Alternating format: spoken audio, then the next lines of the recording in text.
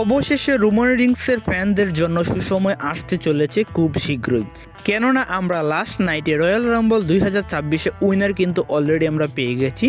তো আমরা দেখতে পেয়েছি 2024-এর ম্যাচদের মধ্যে রয়্যাল রাম্বল উইনার হয়ে গেছে রোমান রিংস। তো রোমান রিংস এবার কাকে চ্যালেঞ্জ করবে, ড্রু ম্যাকইন্টায়ার নাকি সিএম পাঙ্ক? তো মনে হচ্ছে সিএম পাঙ্কের সাথে যাবে রোমান রিংস, কেননা ড্রু ম্যাকইন্টায়ারের সাথে কিন্তু অলরেডি লেগে আছে জ্যাকব ফাটো অ্যান্ড কোডি রোডস। তো আমরা অবশ্যই ধরে নিতে পারি যে রেসলম্যানিয়ার নাইট ওয়ানের বা নাইট 2 এর মেইন ইভেন্টে আমরা দেখতে পাবো রোমান রিংস ভার্সেস সিএম পাঙ্কের মধ্যে একটি অল টাইটেলের জন্য একটি ম্যাচ। এছাড়া আমরা দেখতে পেয়েছি ওমেন্সদের মধ্যেও একটি রয়্যাল রাম্বল ম্যাচ। তো এই ম্যাচটিতে কিন্তু আমাদের মোটামুটি সকলেরই ধারণা ছিল যে এই ম্যাচটিতে লিভ মর্গান জয়লাভ করতে সক্ষম হবে, তো তাই ঘটেছে। তো লিভ মর্গান কিন্তু জয়লাভ করতে সক্ষম হয়েছে 2024 সালের ওমেন্স রয়্যাল রাম্বল।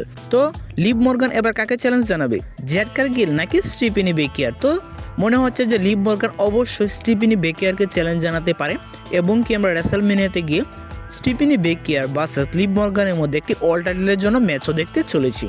এছাড়া আমরা দেখতে পেয়েছি সেমি জেন অ্যান্ড ড্রু ম্যাকইন্টায়ারের মধ্যে একটি আনডিসপিউটেড টাইটেলের জন্য একটি ম্যাচ। তো এই ম্যাচটি কিন্তু ভালো ছিল, সেমি জেনের কাছ থেকে আমরা ভালো ভালো কিছু পারফরমেন্স দেখতে পেয়েছি। তো ড্রু ম্যাকইন্টায়ার তো বর্তমানে হিল ক্যারেক্টার আছে এবং কি তার বহেনা গ্রুপে রয়েছে। তো ড্রু ম্যাকইন্টায়ার কিন্তু তার টাইটেলটি রিটেন করতে সক্ষম হয়ে যায়।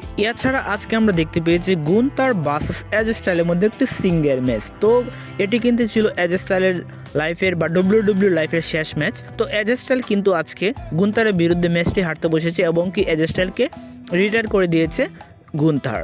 তো গুন্থার কিন্তু অলরেডি 3 জন সুপারস্টারকে রিটায়ার করতে সক্ষম হয়েছে, গোল্ডবার্গ, জন সিনা এবং কি এজ স্টাইলকে। ধারণা করা হচ্ছে যে গুন্থার অবশ্যই ভবিষ্যতে আরও সুপারস্টারকে রিটায়ারমেন্ট ট্যুর বা রিটায়ারমেন্ট ম্যাচ হিসেবে দিতে পারে।